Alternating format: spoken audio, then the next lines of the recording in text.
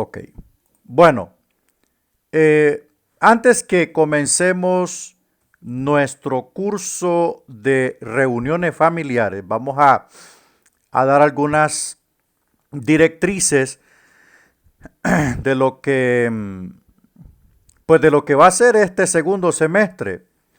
En primer lugar, ya les publiqué el video de la clase de exégesis bíblica.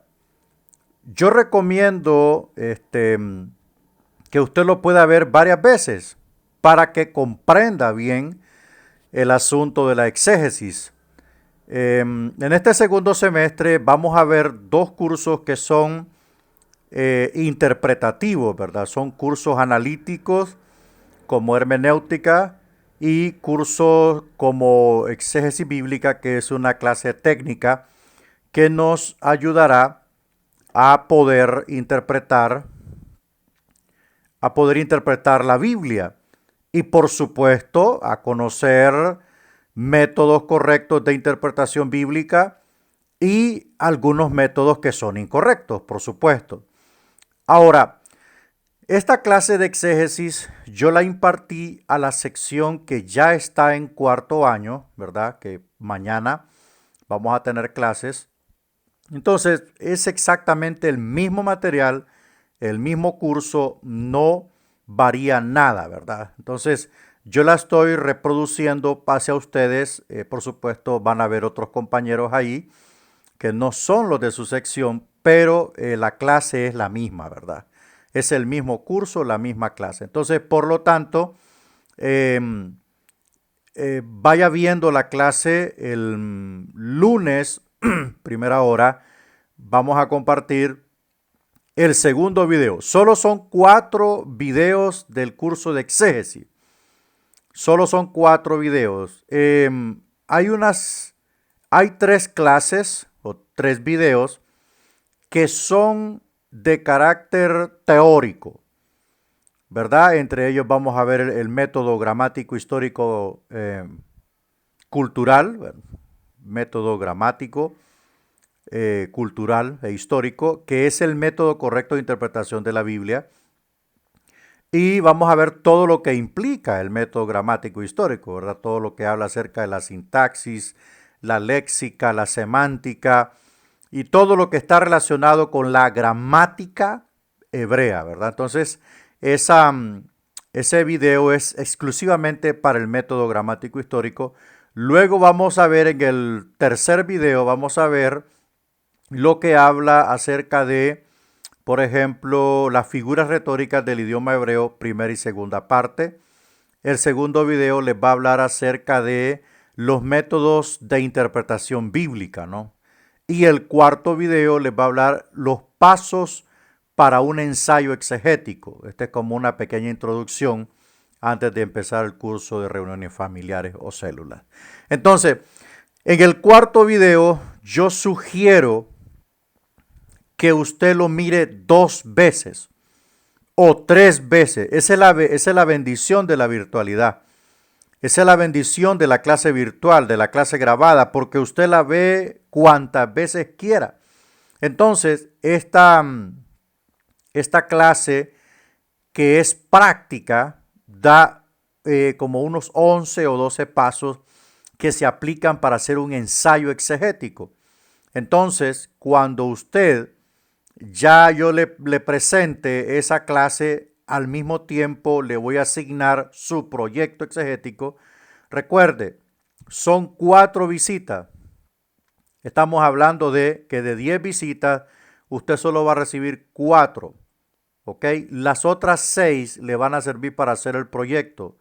Yo le voy a poner a usted una fecha para su proyecto y usted va a entregar su proyecto en el tiempo correcto, no más porque no tenemos más tiempo, a menos de que usted quiera pasar 24 y 31 recibiendo clases, ¿verdad?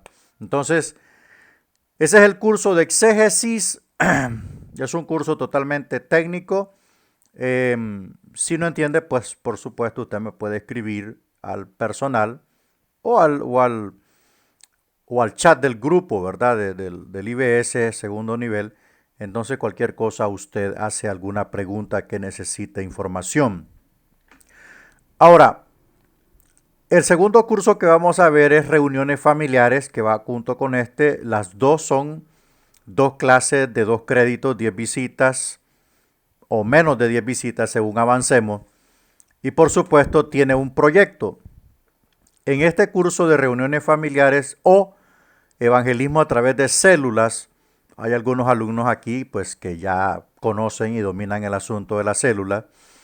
Entonces el proyecto va a ser formar una célula, ¿verdad? Formar un grupo de hermanos en donde usted pueda impartirles todo lo que vamos a enseñarle aquí acerca de las células. Entonces, allí usted va a impartir, los va a reunir, va a ponerse de acuerdo con ellos y va a empezar a, por supuesto, ¿verdad?, a resumir todo lo que estamos impartiendo aquí en la clase, lección por lección. Si más no recuerdo, creo que son 9 lecciones. Y esas 9 lecciones usted las va a resumir y las va a impartir a la célula y eso va a tener un impacto. Ya vamos a ver cómo se va a formar todo esto. Hacia el final del semestre vamos a ver la clase de hermenéutica bíblica y la clase de misión mundial, ¿verdad? La clase de misión mundial. Son dos clases más que hacen falta. Todas tienen un proyecto. Bueno, para este segundo semestre todos los hermanos tienen que estar debidamente matriculados y al día, ¿verdad? No se deje acumular tanto porque después me enredo yo y se enreda usted y se hace un solo desorden, ¿verdad? Recuerde que yo manejo muchas cosas al mismo tiempo y es casi difícil tener plena conciencia de que cuánto debe cada quien. Entonces para eso usted también tiene que ayudarme con esto. Curso de evangelismo a través de reuniones familiares. Las reuniones familiares no es lo mismo que un grupo familiar. No es lo mismo. Las células no es lo mismo que grupos de familia. No. En los grupos de familia cada quien llega, se sienta sin ningún compromiso, ¿verdad? Mientras que en la célula hay compromisos, hay responsabilidades. Entonces ahí está la diferencia. Bien, vamos a ir avanzando. Recuerde que, no sé si le mandé, yo creo que le mandé a todos ustedes el material, ¿verdad? De células. Creo que se lo mandé en PDF. No sé si me puede confirmar por allí algún hermanito que me escriba un texto. Creo que se lo mandé por PDF. Si mal no recuerdo, este manual de evangelización a través de células. Bueno, vamos a ver entonces el plan supremo de evangelización. Plan supremo de evangelización. Los días que Jesús vivió como hombre no fueron sino la manifestación en el tiempo del plan que Dios concibió desde el principio.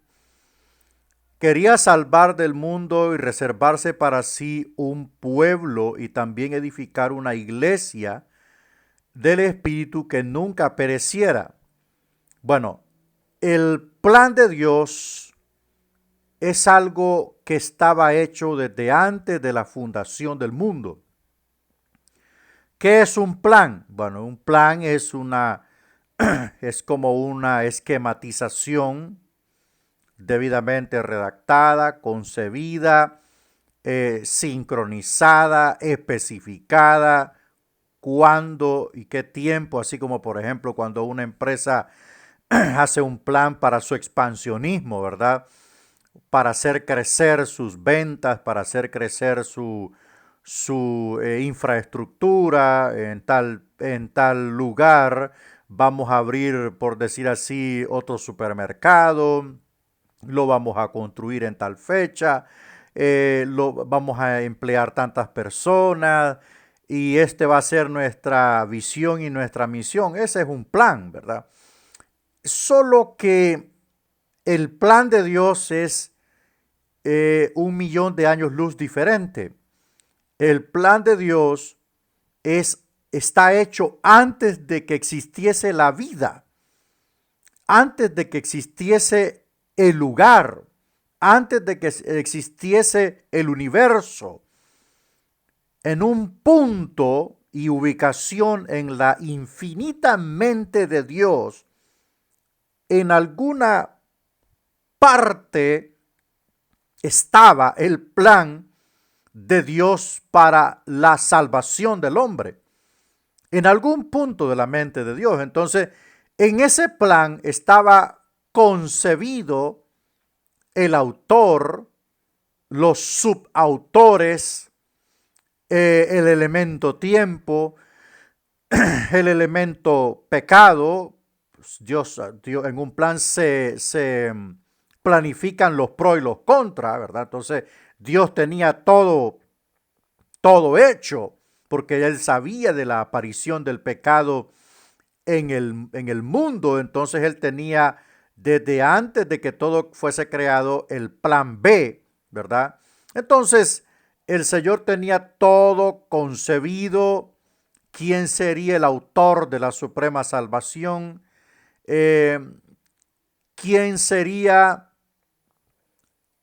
quiénes serían los que formarían parte de su pueblo étnico escogido llamado Israel. Él tenía escogido con quién haría el pacto, con quiénes más haría pactos, con quiénes más trataría, a quiénes escogería para la salvación. Dios sabía de antemano quién respondería a su oferta cuando ya llegase la buena noticia del evangelio. Dios sabía absolutamente todo. Nada de lo que sucede está fuera del plan de Dios. Todo está dentro del plan de Dios. ¿En qué momento llegaría, por ejemplo, la respuesta de Dios a Abraham? Imagínese usted, 75 años, o 25 años, perdón, esperó Abraham la respuesta de Dios, y el Señor nunca llegó tarde. Nunca, absolutamente nunca llegó tarde. Entonces todo estaba en el plan de Dios, las batallas, las conquistas del pueblo de Israel, los hombres que pelearían las batallas del Señor en aquel tiempo, en aquellas épocas, en aquellas dispensaciones, los hombres antiguos que conocerían al Señor, llámese Enoc, ¿verdad? Llámese Seth, llámese todos aquellos hombres antiguos que tuvieron el conocimiento de Dios. Dios sabía de antemano todo lo que ocurriría con la liberación de Israel, pues de la esclavitud en Egipto. Dios sabía todo, cómo Moisés fue preservado de la muerte y exterminio de los niños judíos. Todo estaba esquemáticamente ubicado y precisamente ubicado en el plan de Dios. Dios lo sabía todo, absolutamente todo. Dios sabía, amén, que Herodes mandaría matar a todos los niños. Se anticipó y sacó a su hijo de Israel, se lo llevó para Egipto.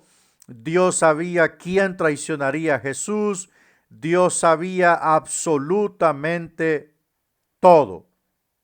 Eso se llama el plan de Dios, que fue concebido desde antes de la fundación del mundo. Usted dirá, pastor, yo estaba en el plan de Dios desde el momento que usted está aquí sentado para escuchar esta enseñanza y esta capacitación. Estaba usted dentro del plan de Dios.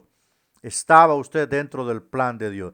Entonces, en síntesis, al plan supremo de evangelización, este plan alcanza su punto álgido cuando aparece el Mesías, amén, cuando aparece el Cordero de Dios que quitaría el pecado de la humanidad, allí el plan supremo de evangelización alcanza su punto más alto porque Él es el pilar, Él es el fundamento, amén. Él es la fuerza motora que impulsa la evangelización nacional, internacional e intercultural a todos los países del planeta, a través, por supuesto, de su iglesia.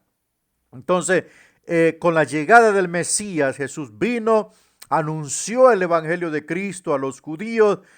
Muchos judíos se convirtieron, ahí nace el Israel espiritual, ¿verdad? El Israel espiritual, llamados discípulos, nace allí, pero cuando el Señor muere y resucita, que consuma la salvación y deja la vía libre para que en su nombre los enfermos sean sanados, los demoniados sean liberados, los cautivos sean libertos. Entonces Él gana la victoria espiritual, gana la salvación de los hombres y envía a un artífice sencillamente espectacular llamado Espíritu Santo, que él se encargaría de pastorear a todos aquellos que en el nombre de Jesús se acercan al trono del Padre para pedir perdón por sus pecados. Y a este grupo de personas los llamó la iglesia y se formó la iglesia del Señor con la aparición del Espíritu Santo en el último día de la fiesta de Pentecostés o fiesta de las primicias. Entonces, la iglesia empezó a proclamar un mensaje diferente y distinto al que ya conocía la sociedad judía, llámese la teología judaica, ¿verdad? Basada en la fe de Moisés y la ley. Entonces, este nuevo mensaje empezó a crear un impacto nacional en Israel y muchos se convirtieron en la predicación del apóstol Pedro. En la segunda predicación del apóstol Pedro, otros más se convirtieron, de tal manera que la iglesia de Jerusalén se llegó a convertir en una iglesia multitudinaria. Lo que comenzó pues con 120 en Pentecostés, rápidamente eran más de 20,000 personas y era una mega iglesia en términos modernos. Entonces, es aquí que el plan supremo de salvación o de evangelización empezó a tomar fuerza. Y vamos a ver algunos elementos acerca de este plan. El primero es la selección. Todo comenzó cuando Jesús invitó a unos pocos hombres a que lo siguieran. De inmediato puso de manifiesto el camino que habría de seguir su estrategia evangelizadora. Su propósito inicial fue reclutar hombres que pudieran dar testimonio de su vida y completar su obra después de que él regresara al Padre. Hombres que pudieran ser líderes de las multitudes. Esto es exactamente lo que estábamos mencionando. Jesús abre el camino, se convierte en la piedra angular del edificio, logra la victoria en la cruz sobre los poderes del mal, sobre los poderes mundanos, sobre la muerte cuando sale de la tumba corporalmente vivo, no en espíritu, ¿verdad? Sino corporalmente vivo. Entonces, el Señor abre la brecha, como punta de lanza, abre la brecha y seleccionó hombres llamados apóstoles y discípulos que estos, antes de él ascender, los comisionó, ¿verdad? Los empoderó a ellos acerca de proclamar la vida, el perdón y la salvación en el nombre de Cristo Jesús, porque él alcanzó, amén, la victoria final y total sobre todos los poderes del mal, incluyendo la muerte. Entonces, el Señor selecciona a hombres que querían aprender, amén. Estos hombres estaban ansiosos de aprender. En su mayoría eran trabajadores comunes que probablemente no tenían preparación profesional, que no fueran los rudimentos de conocimiento necesarios para su vocación. Eran hombres casi desletrados. Su educación formal la consiguieron probablemente en las escuelas de las sinagogas. Era este tipo de hombres. No eran doctos, no eran letrados, no eran universitarios, eran hombres sencillos, comunes y corrientes. Entonces, estos hombres, de estos hombres el Señor toma para poder llevar a cabo su plan de evangelización. Ahora, Él se concentró en unos pocos, ¿verdad? Se concentró en unos pocos. La concentración en aquellos que quería que fueran sus instrumentos, amén, considera que era necesario mantener al grupo lo suficientemente reducido como para poder trabajar con ellos eficazmente. Este principio aquí nos da una enorme lección. Si en su iglesia no hay muchos hombres y mujeres para líderes, no todos son líderes en una iglesia. Entonces, concéntrese en los pocos que hay. No tratemos de avasallar, no tratemos de abarcar tanto. Concentrémonos en unos pocos, depositemos la formación en unos pocos, depositemos la visión en esos pocos y esos pocos se van a multiplicar, crecerán y cuando estos crezcan, le ayudarán a llevar o hacer el trabajo de Dios en la iglesia y usted podrá enfocarse en aquellos otros que vayan apareciendo, ¿verdad? Entonces eso fue lo que hizo Jesús, se concentró en 12. Yo no le estoy diciendo que vaya y agarre 12, no, se concentró en 12. Usted verá que en la Biblia, pues la Biblia está saturada de códigos, de numerologías, está llena de números y esa es la peculiar característica de un Dios perfecto. Y no vamos a entrar en numerología bíblica porque usted no va a entender y no es el punto aquí. El punto es que Jesús se concentró en 12 discípulos, ¿verdad? Porque recuerde que Él tiene el plan de Dios aquí. El plan de Dios está en Cristo también. Entonces, quien viene a ejecutar la obra magna de salvación a la humanidad también debía conocer el plan a perfección y por eso escoge 12.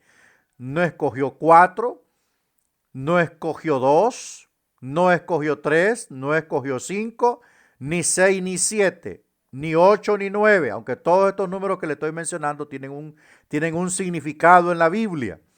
Tampoco el 10, tampoco el 11. Escogió 12, que su significado es número de gobierno.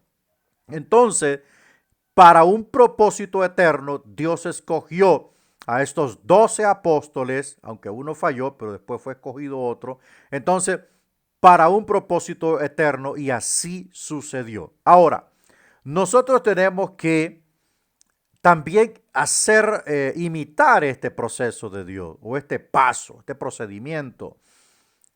Concentrarnos con los que tenemos. Si son 4, échele. Si son 2, vaya a la guerra con esos 2. Capacítelos, fórmelos y deposite en ellos todo su conocimiento o formación para que ellos produzcan y crezcan. Miremos el principio aplicado. Ilustra de forma gráfica un principio fundamental de las enseñanzas que en igualdad de circunstancias, cuanto menor es el tamaño. Bueno, en síntesis, entre más pequeño es el grupo, más mejor es. ¿Por qué? Porque usted puede dominar mejor un grupo pequeño, concentrarse mejor en ese grupo pequeño que hablarle a 50, que hablarle a 20 líderes, que hablarle a 150 líderes. No es fácil. Entonces Jesús empezó con pocos y estos pocos, usted ve, se multiplicaron. ¿Por qué? Porque eran gente entendida, porque eran personas que estaban deseosos de aprender. Inciso D, no desatendió al pueblo. Jesús hizo todo lo que se le podía haber pedido a un hombre y aún más para llegar a las multitudes, predicó sin cesar a las multitudes, les enseñó, los alimentó. Mire, una cosa es predicar y la otra cosa es enseñar. En una predicación no se puede dar el lujo de tanta explicación. ¿Por qué? Porque la predicación lo que busca es una reacción en el corazón humano. Mientras que la enseñanza busca mostrar el significado de algo y aplicarlo al contexto de la vida diaria. Entonces, Jesús predicó y enseñó. Los alimentó cuando tuvieron hambre, curó a los enfermos y echó de ellos a los demonios. Bendijo a los niños y en todas las formas posibles él demostró interés sincero por las multitudes. Entonces, Jesús atendió a la población como nadie en Israel lo había hecho. Esto que estaba sucediendo en Israel era totalmente nuevo, era increíble, esto era aún más grande que el mismo hecho de la ley, porque la ley estaba encerrada prácticamente pues en la sabiduría y el conocimiento de los fariseos, de los escribas y de todos aquellos que enseñaban en Israel, pero no pasaba de ser una regla, de ser una norma. Mientras que lo que estaba haciendo Jesús aquí era la acción única y exclusiva de un Dios amoroso, de un Dios clemente por su pueblo, atendiéndoles, dándoles alimentación, dándoles la palabra, enseñándoles los misterios del reino, sanando sus enfermedades, echando fuera los demonios, bendiciendo las siguientes generaciones como los niños. Entonces, esto era algo nuevo en Israel. ¿Qué pasa cuando aplicamos este principio? El ejemplo de Jesús nos enseña que el primer deber del evangelizador, tome nota, el primer deber del evangelizador es velar por echar el fundamento al comienzo mismo, de modo que sobre él se puede edificar un ministerio evangelizador eficaz y continuado entre las multitudes. Esto exigirá más concentración de tiempo y talentos en unos pocos hombres en la iglesia, aunque sin olvidar la pasión por el mundo. Significará intensificar la preparación de líderes para la obra del ministerio en unión con el pastor. Mire, esto es fundamental. Pastor que no equipa líderes, después va a tener serios problemas, porque la misma obra de Dios llega a un punto clave en donde tiene que expandirse. Entonces, si este pastor no capacitó líderes, no formó líderes, cuando la obra le demande expandirse, no tendrá a quien dejar en la iglesia prima para sostener la iglesia mientras él va y hace la obra de evangelización.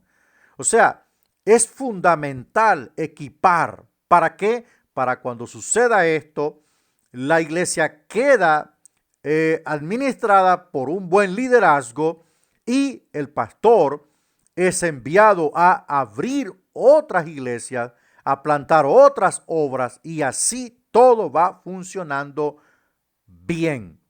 Entonces es importante entender esto. Ahora, viene lo siguiente. ¿Cómo plantamos nosotros el fundamento? ¿De qué forma ponemos el fundamento para que esta obra, para que esta obra de evangelización o esta nueva iglesia, tenga un comienzo sano? Pues se planta como manda la palabra del Señor, como manda la Biblia, como Jesús nos mostró, predicó, enseñó, veló por las necesidades de las personas, fue atento a las necesidades de las personas, no fue insensible Amén. Mostró empatía cuando dijo, caramba, dijo, ya tienen varios días de estar conmigo y no han comido nada. ¿Cómo voy a hacer? ¿Cómo se va a hacer? Le pregunta a los discípulos para darles de comer. Aquel dijo, bueno, ni 200 denarios de comida bastarían, dijo. Entonces, él mostró empatía con la necesidad. Él se dio cuenta que había hambre entre su auditorio y mostró empatía con ellos y dijo, recuesten a la gente o siéntenla de 50 en 50 y multiplicó los panes y los peces y a todos les dio de comer. Entonces, cuando hacemos nosotros la obra evangelizadora, no solamente le damos un tratado o vamos a invitarlo para una reunión de célula, no, mostramos empatía. Si está enfermo, le llamamos, le escribimos, oramos por él, le mando hoy con tantos recursos que tenemos, el WhatsApp, el Messenger, cualquier forma de comunicarnos tenemos hoy para poder atender a esa persona que estamos interesados, que conozca de Jesús. Entonces, si está pasando por un momento difícil y nos damos cuenta, nosotros le escribimos, mire, estoy orando por usted, tenga fe, Dios tiene el control de todo. Esa empatía o esa forma de velar por esas necesidades, pues de repente esta persona se siente solo, abrumado, angustiado, y usted le muestra ese interés por sus problemas y por su vida y está haciendo algo para que esto se resuelva. Esto se llama poner un fundamento sólido para el proceso de evangelización. Nosotros no solamente tenemos que mostrar interés porque sean parte de una célula o de una iglesia nuestra, no, sino también mostrar interés en sus problemas. Imagínese que usted está invitando a alguien para su célula o está predicando en una célula y muere un familiar de uno de sus miembrecitos de la célula. Usted tiene que ir. Amén. Tiene que ir a acompañar a esa persona porque esa es la forma en que Jesús trabajó y esa es la forma en que estamos nosotros llamados a trabajar. Vamos a ver el inciso 2, la asociación. Ya vimos el proceso de selección. Ahora vamos a ver la asociación. Una vez que Jesús hubo llamado a sus discípulos, tuvo por costumbre permanecer con ellos. Esta fue la esencia de su programa de preparación. Mire, no se le olvide esta palabra, preparación. Es una palabra inmensa, es una palabra grande. Preparación no solamente es un discipulado. No, hermano, el discipulado es el primer granito de arena. Preparación incluye todos los niveles a donde un líder pueda ser capacitado.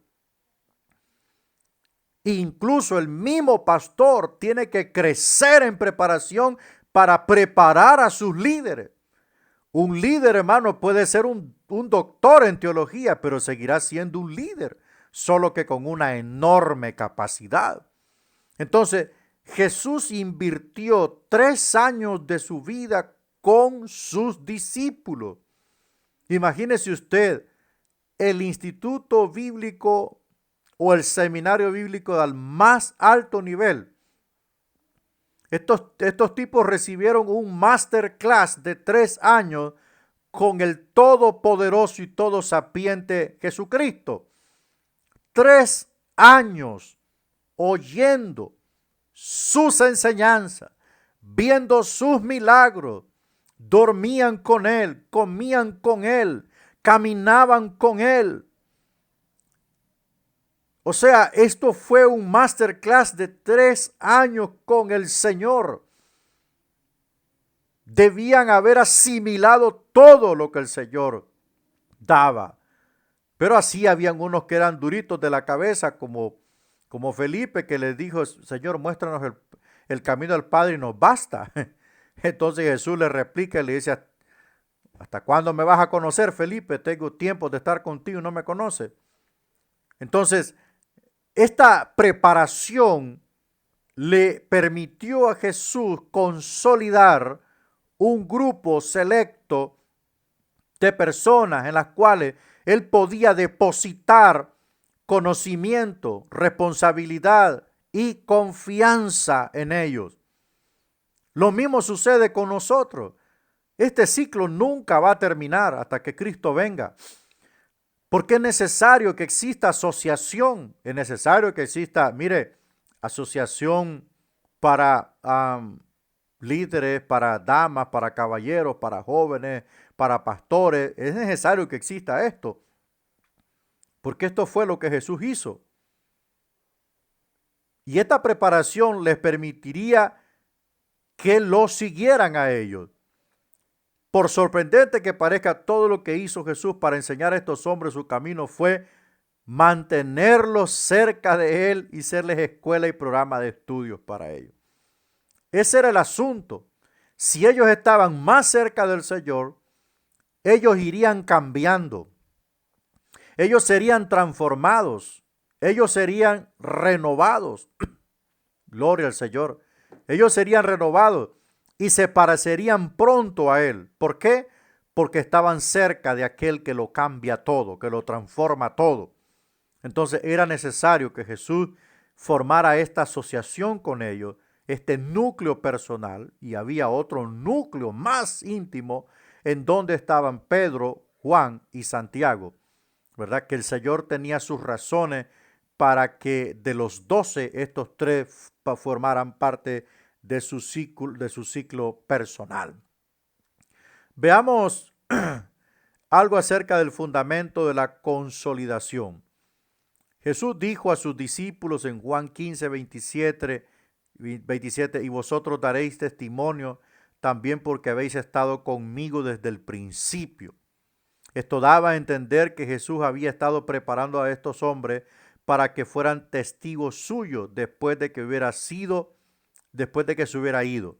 Y el método que siguió para ellos fue el de estar con ellos.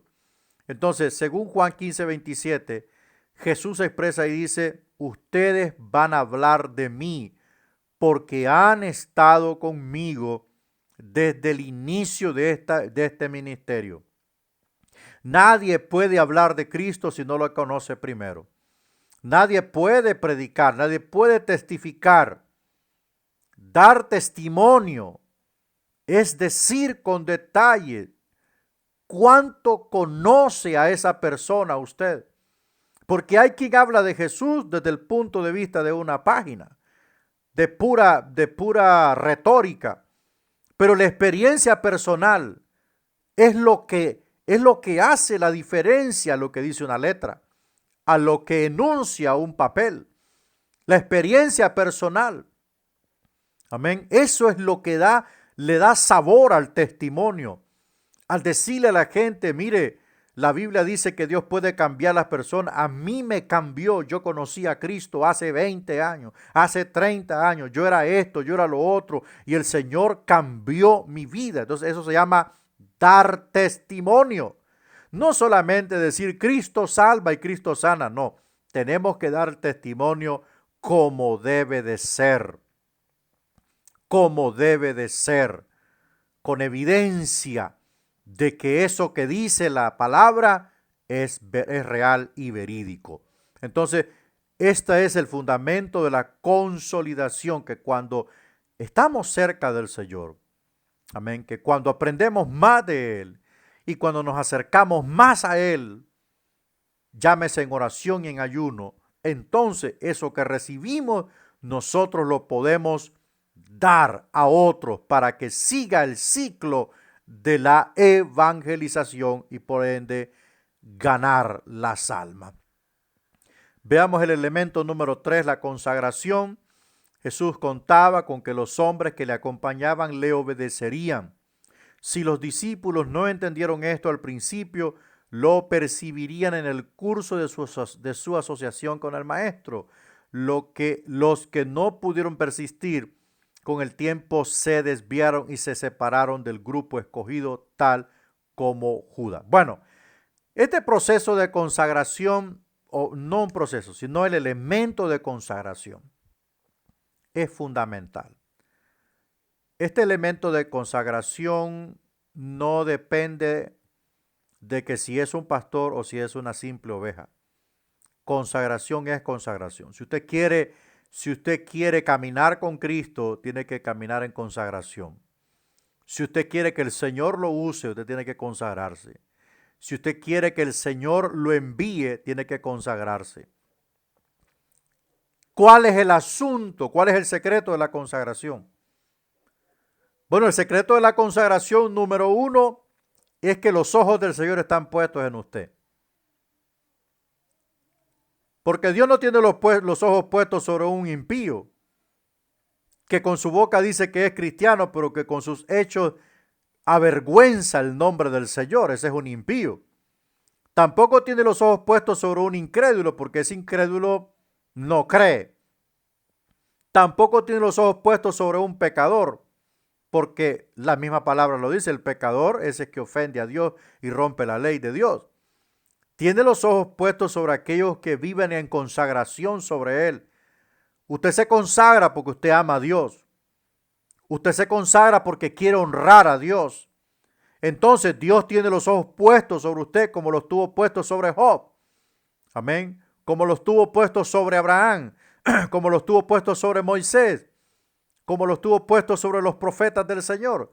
La consagración es la llave, amén, que abre la puerta del secreto de Dios, del favor de Dios, del respaldo de Dios, de la bendición de Dios, porque Él honra a los que le honran. Si usted se consagra para Dios como lo hizo Daniel, como lo hizo José, ambos fueron recompensados enormemente. Entonces, el número 2, el secreto de la consagración es la llave que nos abre la puerta del éxito en todos los aspectos de nuestra vida. El que peca, el que se rebela contra Dios, Dios lo tiene de lado, de lejos. Pero el que se consagra, el que honra al Señor, el que se humilla al Señor, Dios lo tiene en su memoria. Y tarde o temprano lo hará crecer. Amén. Lo hará crecer como hizo crecer a todos los hombres con que Él trató en la historia. Veamos el cuarto elemento, la comunicación. Jesús no dejó pasar la oportunidad de grabar bien en sus seguidores el apremio profundo de su propia alma, abrazada con el amor de Dios por un mundo perdido. Todo lo que hizo y dijo tuvo como motivo esta pasión consumidora. Su vida no fue más que la revelación en el tiempo del propósito eterno de Dios de salvar para sí un pueblo. Por encima de todo esto, es lo que los discípulos necesitaban aprender, no en teoría, sino en la práctica. Tal como lo habían visto durante 3 años, los discípulos tenían que entregarse en dedicación desinteresada a aquellos a quienes el Padre amaba y por quienes el Maestro moría. Fundamental la comunicación. Hoy tenemos todos los recursos, Messenger, Instagram, WhatsApp, Facebook, texto, correos. Bueno, hay tantas plataformas de comunicación para poder interlocutar con aquellas personas a las cuales nosotros queremos presentarles a Cristo como Salvador de nuestras vidas. Sin la comunicación, un pastor no podrá echar a andar su obra con sus líderes. Sin la comunicación, un pastor no podrá depositar la visión, amén, la gran comisión en los líderes ni en nadie. Es fundamental la comunicación y Cristo hizo énfasis en esto. Quinto elemento, demostración. Les mostró, inciso A, cómo vivir. Se ocupó en que sus discípulos aprendieran su forma de vivir con Dios y con los hombres. Se ocupó en que sus discípulos aprendieran su forma de vivir con Dios y con los hombres. Sus discípulos necesitaban saber cómo mantener esta experiencia y cómo compartirla, ya que era necesario perpetuarla por medio de la evangelización. Nadie puede, escuche bien, nadie puede vivir como Dios quiere que viva dentro de la iglesia y fuera de la iglesia puede ser lo contrario ante los hombres. El apóstol Pablo dice que somos cartas leídas ante los hombres. Entonces lo mismo que le mostramos a Dios es lo mismo que tenemos que mostrarle a los hombres para poderlos ganar a Cristo Jesús. Entonces, si en la iglesia somos llenos del Espíritu Santo y somos transformados por el poder de Dios, ante los hombres tenemos que mostrar esa transformación, amén, y ese resultado de haber estado en la presencia de Dios. Pero vergonzoso es que en la iglesia recibimos el poder del Espíritu de Dios y en la casa mostramos cosas que contradicen lo que hicimos en la iglesia. Entonces, eso no es demostrar lo que el Señor está haciendo. Simple y sencillamente es contradecir lo que Jesús dijo. Mientras que cuando demostramos, amén, sin necesidad de repente de gritarle a la gente, Cristo cambia, con nuestra vida, con nuestras actitudes, demostramos enormemente cuánto y cuán grande es el poder de Dios. Inciso B, la práctica de orar. No fue accidental que Jesús dejara que sus discípulos muchas veces lo vieran conversar con el Padre. Así pudieron comprobar la fortaleza que esta práctica daba a su vida.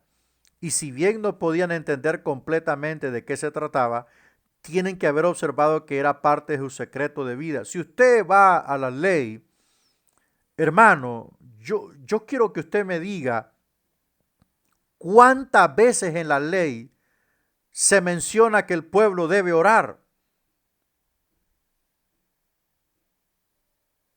No se menciona. No se menciona. Solamente se menciona que el pueblo debe cumplir lo de las ofrendas para adoración, las fiestas de adoración, cuando había alguien pecado, si era ese pecado remisible y si no era remisible, pues moría. Si su transgresión era tan grave que la ley decía que había que morir, pues moría. Pero en ninguna parte veo yo que Dios le dice a Moisés, dile al pueblo que ore todos los días. No, la práctica de orar, amén, la práctica de orar la trae Jesucristo personalmente. Jesús hace una reinterpretación de la ley y nos añade y le añade a la ley prácticas, amén, pero especialmente, escuche bien, se las añade a los discípulos, porque con quien está tratando no es con Anás, con Caifás, ni con ninguno de los fariseos, está tratando con los que él llamó, con los que él llamó. Le añade a esto la práctica de orar como algo que da la fortaleza en tiempos de dificultad, amén, y en tiempos de persecución. Jesús le dice a los discípulos, orad, velad y orad, porque el espíritu está dispuesto, pero la carne es débil. Entonces, Jesús le dice a los discípulos que esto es fundamental, orar. Mire, orar. Él mismo trajo la práctica de orar. Gloria al Señor. Entonces, los que son enviados, los que somos enviados, tenemos que orar. Orar fuertemente por esas personas a las cuales nosotros le estamos predicando. Interceder por ellos. Rogar al Padre, al Señor, que se revele a sus vidas. Rogar al Señor que les muestre su salvación y su gracia. Esto es fundamental. Líder que no ora está en derrota. Enviado que no ora está en derrota. Líder de célula que no ora está en derrota. Es fundamental la práctica de orar. Veamos el inciso C, uso de las escrituras. Otro aspecto de la vida de Jesús que les fue presentado en forma gráfica a los discípulos fue la importancia y el uso de las sagradas escrituras. Nunca dejó de usar las escrituras en sus conversaciones con ellos. O sea, la palabra de Dios es la verdad de Dios.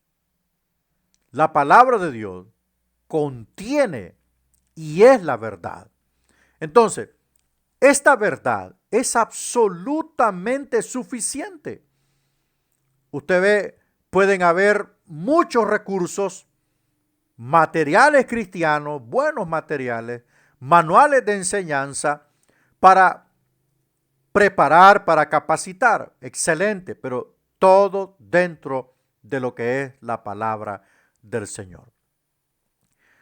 Si nosotros nos salimos de la palabra del Señor, si nosotros utilizamos opiniones, argumentos, teorías, ideologías en la enseñanza y suplimos lo que debe de ser la enseñanza concisa de la palabra, estamos llevando a nuestros oyentes por un camino distinto. Y en este camino vamos a encontrar penumbras, lagunas, espacios, vacíos, abismos, que la oveja lo que va a quedar es confundida en vez de que quede edificada. Pero cuando usamos la palabra del Señor, todas aquellas necesidades espirituales, todas aquellas de repente dudas que tenía la persona, son aclaradas, son respondidas, son satisfechas todas aquellas necesidades espirituales. ¿Por qué? Porque la palabra de Dios es única y es suficiente.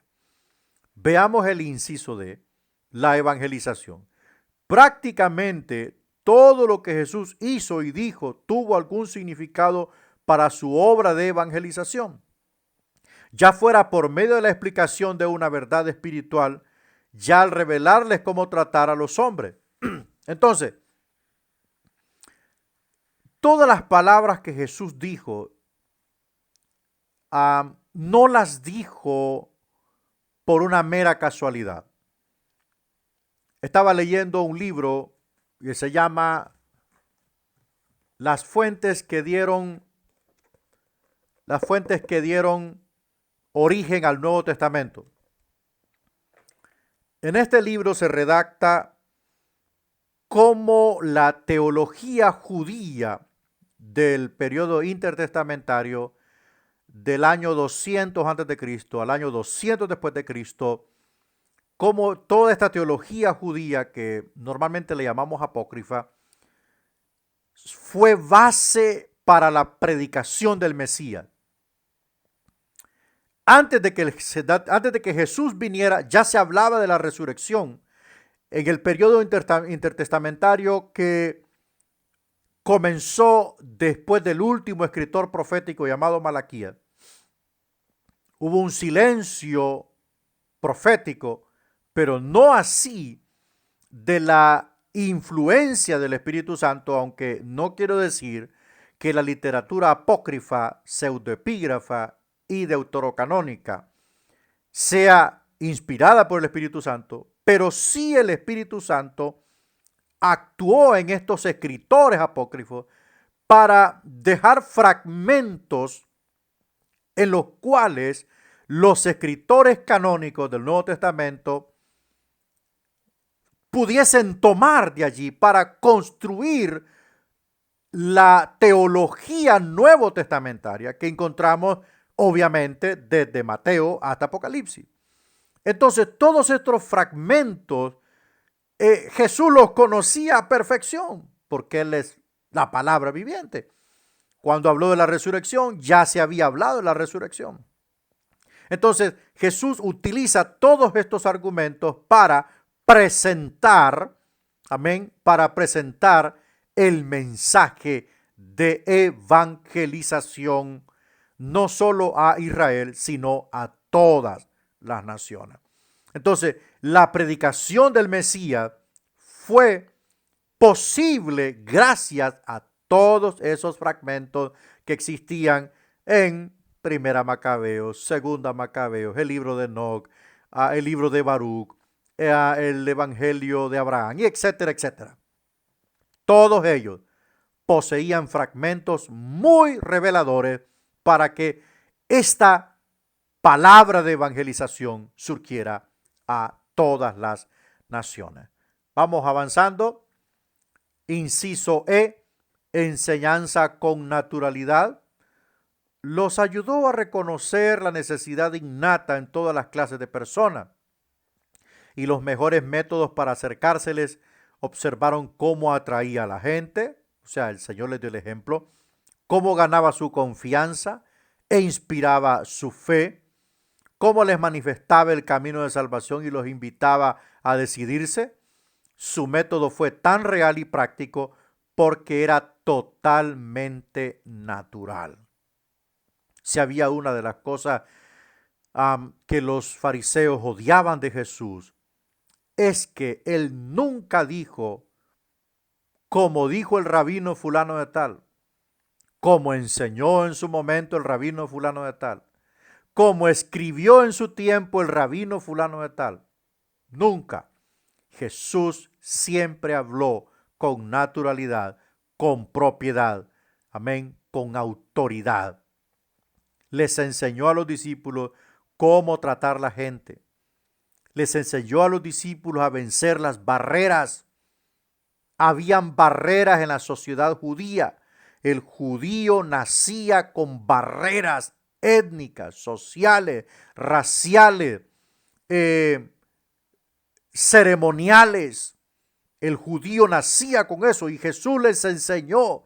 Usted ve el ejemplo cuando Juan y Jacobo se le acercan y le dicen, mira, Señor, si quieres mandamos que descienda fuego del cielo y queme a todos los samaritanos, hijos del diablo.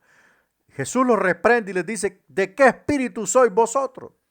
Yo no he venido a perder las almas, sino a ganarlas. Entonces eso indicaba que había una barrera étnica entre los judíos y los samaritanos. Obvio, ya lo conocemos todo esto.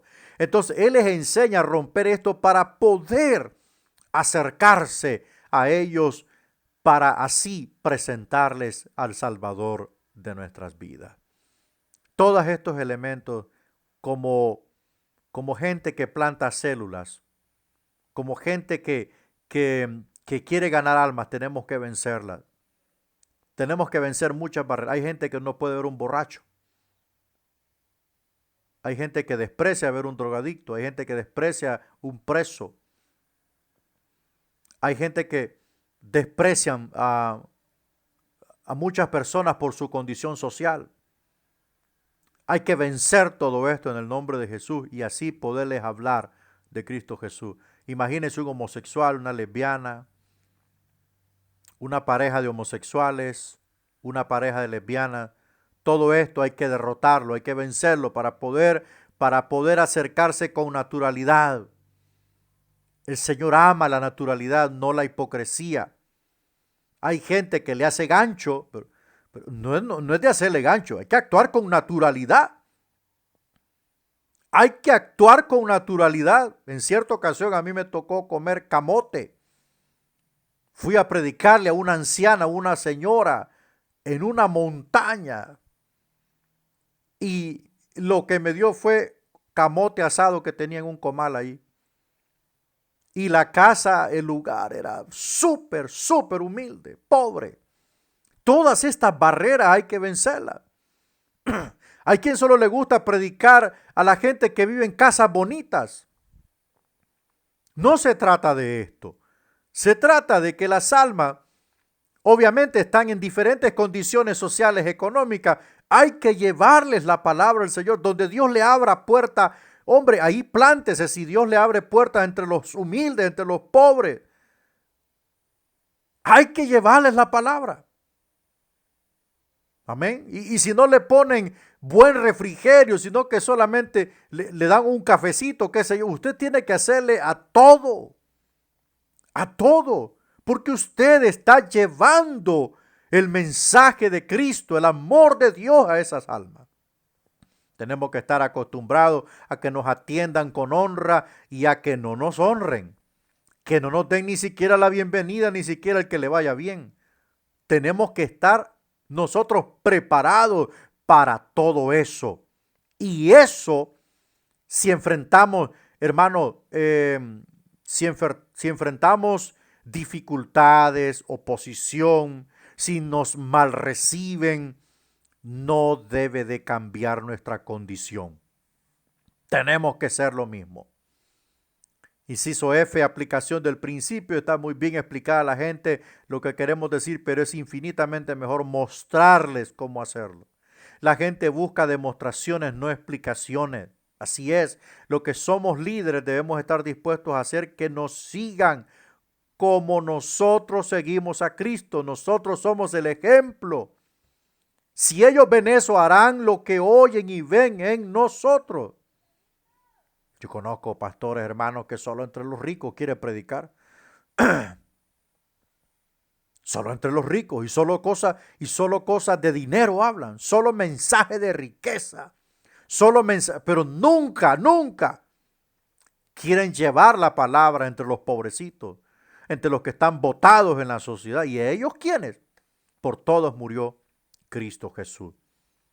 Importante es la teoría, pero más importante es la práctica. Más importante es la práctica. Es fundamental en la práctica. Gloria sea a Cristo Jesús. Es fundamental la práctica. ¿Por qué? Porque la práctica, el hecho, habla más que las palabras. Número 6, mire el sexto elemento, delegación. Jesús realizó siempre su ministerio con miras al momento en que sus discípulos habrían de asumir la responsabilidad de la obra y salir al mundo con el evangelio redentor. Este plan se fue aclarando en el transcurso de su vida. La paciencia con que Jesús hizo comprender esto a los discípulos refleja su consideración para la capacidad de ellos de aprender. Nunca se adelantó a insistir en que actuaran. La primera invitación que les hizo para que lo siguieran no incluyó nada en cuanto a salir a evangelizar al mundo. Excelente. Si bien este fue su plan desde el principio, su método fue que los discípulos llegaran a una experiencia vital con Dios y mostrarles cómo actuaba él mismo antes de decirles lo que tenían que hacer. O sea, si hay algo que es increíble es todo lo que está en el plan de Dios. Primero los llamó, después estuvo con ellos 3 años y cuando vio que ya podían ser enviados, los envió de 2 en 2. Los envió de 2 en 2. Y cuando ellos fueron enviados, o sea, comisionados, delegados, empoderados, vieron el éxito. Oiga, vieron el éxito. Y dice, los demonios se sujetan en tu nombre. Oiga bien, los demonios se sujetan en tu nombre. Y Cristo todavía no había muerto ni resucitado. Pero ya el mundo espiritual lo conocía. Oiga bien, ya el mundo demoníaco y diabólico ya lo conocía. Entonces, claro, cuando los discípulos van y ponen la mano en el nombre de Jesús, te vas, oiga, en el nombre de Jesús te va afuera, los demonios salían porque ya conocían que la suprema autoridad estaba en la tierra, aún sin haber efectuado la victoria final. Yo creo que esto no simplemente merece un gloria a Dios, sino un aplauso. Porque, mire usted, según lo que dice el apóstol Pablo en el libro de Colosenses y en el libro de Filipenses, Pablo está esgrimiendo en su teología que la victoria de Cristo en la cruz, ojo, en la cruz, exhibió las potestades y las derrotó en la cruz del Calvario. Después de eso, toda proclamación del poder de Jesucristo en su nombre sacudiría los cimientos del infierno y del poder y de la maldad de Satanás. haría retroceder la maldad de Satanás y los demonios, porque ya se efectuó la victoria total y final en la cruz del Calvario. Ojo, pero aquí Cristo está en la tierra y los envía de dos en dos, y aquellos venían felices porque decían: los demonios se sujetan en tu nombre, Señor. Claro, Él los para en la tierra y les dice: no se gocen por esto, gócense porque vuestros nombres estén escritos en el libro de la vida del Cordero. Entonces, ¿qué sucede con esto? Que el mundo demoníaco ya conocía, ya sabía. Satanás avisó a toda su gente: hey, el Rey de Reyes está aquí. Y vino a plantar su reino espiritual. Y ha entregado autoridad a sus discípulos. Así es que ahí ya no puedo hacer nada yo.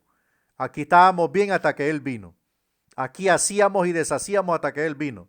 Pero cuando Él vino y entregó autoridad a los 12, oh, gloria a Dios. Entonces ahí empezó a retroceder el reino de Satanás, porque el Rey de Reyes y Señor de Señores apareció. No se puede plantar el reino de Dios si el Rey de Reyes no está presente. Los que enseñan falsa teología, como la Reforma Apostólica, dicen que la iglesia está plantando el reino de Dios y se está apoderando de las naciones. No se puede plantar un reino literal si el Rey no viene primero. Entonces el reino espiritual vino con Cristo, no con el hombre, con Cristo. Y una vez que se fue, dejó a la iglesia empoderada, autorizada, le dio autoridad para que proclame el mensaje del reino. ¿Cuál es el mensaje del reino? Que Cristo triunfó sobre el diablo, los demonios y el pecado sobre la cruz. En la cruz, perdón. Y venció la muerte cuando volvió de la tumba al tercer día, exactamente como fue anunciado por el profeta. Entonces, ese es el mensaje del reino. Gloria a Dios. Y las leyes del reino las encontramos en la parte moral de la ley, los elementos continuos de la ley, y encontramos toda la teología del Nuevo Testamento en las cartas de los apóstoles para la vida cristiana. Eso fue lo que Jesús hizo cuando delega a los discípulos y les dio autoridad para pisotear serpientes y escorpiones. O sea, los dos animales más peligrosos del desierto, serpientes y escorpiones. El cascabel está enrollado entre las piedras del desierto. Y hay otros que se meten dentro de la arena. Ahí están camuflajeados. En lo profundo de la arena del desierto. Y el escorpión habita donde están los lugares frescos. Ahí está el escorpión. Y su picadura produce un terrible dolor y algunos matan. Entonces, Jesús da autoridad. ¿Para qué? Para que la iglesia no haga espectáculo de poder como los mentirosos, los magnates del evangelio en la televisión, hacen espectáculos que no tienen sentido ni son, ¿verdad? En la televisión, sino que esta autoridad serviría para defender la sana doctrina y para liberar las almas. No para andar haciendo espectáculos ahí de poder, que tiran una Biblia en el piso y se hace una línea de poder y todo el mundo cae como pollo muerto. Esas son manifestaciones de los demonios. Esas son manifestaciones de los demonios. No se coma eso, hermano. Séptimo, supervisión, porque el Señor no deja nada sin supervisión. Los vigiló sin cesar. Se reunió con ellos después de cada recorrido para escuchar sus informes, mire, y compartir con ellos las bendiciones de su propio ministerio. Durante el tiempo que estuvo con ellos, los ayudó a entender la razón de alguna acción previa o los preparó para alguna experiencia nueva. Sus preguntas, ilustraciones, advertencias y admoniciones tenían como fin hacerles ver lo que necesitaban saber. a fin de llevar a cabo su obra, la cual consistía en la evangelización del mundo. Entonces, Jesús se quedaba y esperaba, ustedes me traen esto, los otros me dicen esto. Es importante todo esto para que pueda la obra caminar bien. En algunas cosas va a necesitar corrección y en otras cosas va a necesitar potenciar algunos lados. Es importante la supervisión. Cuando se plantan células, la tarea fundamental de alguien que se llama supervisor es impecable, porque es el que se encarga de ver, revisar cómo están las células, cómo están trabajando los líderes de célula, cómo está funcionando la célula, si la célula crece o no crece, si está estancada, si hay un líder que no está cumpliendo, si solo delega al asistente de célula. Entonces, todo eso lo hace el supervisor para poder hacer que la obra camine bien. Amén, camine bien. Gloria a Dios. Más adelante vamos a estar ampliando cada punto de esto. Reproducción. Jesús se propuso que los discípulos reprodujeran su imagen en y por medio de la iglesia, que se iba formando en el mundo. De este modo su ministerio en el Espíritu quedaría duplicado muchas veces por medio de su ministerio en las vidas de los discípulos. Por medio de ellos y de otros como ellos continuaría expandiéndose en un ámbito cada vez mayor. Importante la reproducción. Es importante la reproducción. Formar en otros la imagen de Cristo. ¿Cómo? ¿Cómo se logra eso? A través de la enseñanza de la palabra. A través de la enseñanza de la palabra. Que en la célula la gente se coma el rollo de la palabra de Dios. Porque eso produce cambios. Eso produce transformación en la vida de las personas. Por eso en la célula no se debe predicar de otra cosa más, no se debe usar otra cosa más que la Biblia y aquellos manuales autorizados que contienen la enseñanza pura de la palabra de Dios. Sin reproducción no hay nada. Bueno, llegamos al final de esta clase. Gloria al Señor. Llegamos al final. No sé si alguien tiene alguna pregunta. Puede habilitar su...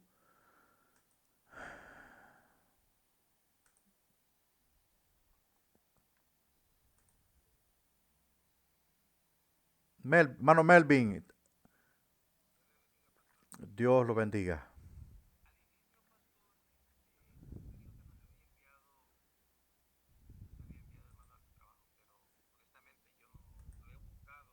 Ajá.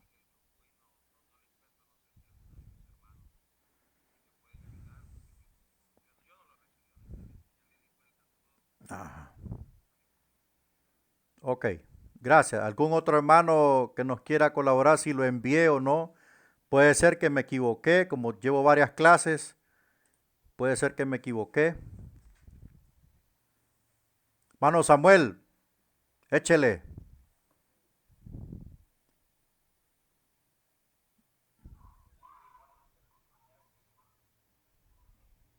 Ah, ok, ok.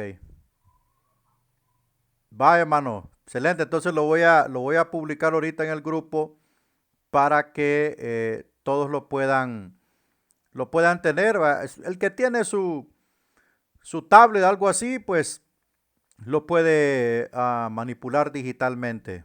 Mana Pastora Wendy.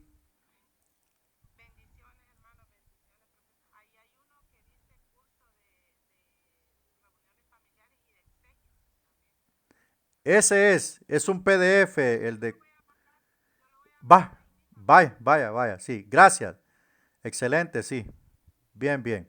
Bueno, está ahí. Lo que pasa es que lo envié hace días y como van cayendo los chats, entonces eso se va rezagando. Tiene razón, por eso hay unos que no lo encuentran. Ahí está entonces. Bueno, solamente repetir, voy a mandar por escrito el proyecto de esta clase para que ustedes lo entiendan bien. pero el propósito es que usted forme una célula, ¿verdad? Como debe de ser, no un grupo familiar, sino una célula en donde usted pueda ir capacitando e impartiendo la enseñanza que se está dando. Por ejemplo, hoy dimos una lección, entonces ir resumiendo esa lección e irla impartiendo a los hermanos para que ellos vayan conociendo la importancia de la evangelización a través de las células, ¿verdad? Entonces vamos a mandar por escrito todo eso para que usted esté enterado. Y con el curso de exégesis son 4 videos, ya publicamos uno, luego el lunes publico el video número 2, que ya va hablando acerca de los métodos de interpretación. El video número 3 hablará del método gramático histórico. El video, sí, el 2 y el 3 hablan de las figuras retóricas del idioma hebreo. Y el cuarto es la práctica, ¿verdad? El cuarto es la práctica, donde usted va a hacer un ensayo, donde va a aprender a hacer un ensayo exegético sobre un asunto o sobre un tema en la Biblia, ¿verdad? Esa parte práctica yo le sugiero que la mire unas 2 veces para que usted pues pueda comprenderla a cabalidad. Bueno, si no hay más preguntas, mis hermanos, vamos a terminar la grabación para... ajá, ¿alguien más quiere preguntar? Está bien, hermano Samuel, creo que usted quiere preguntar.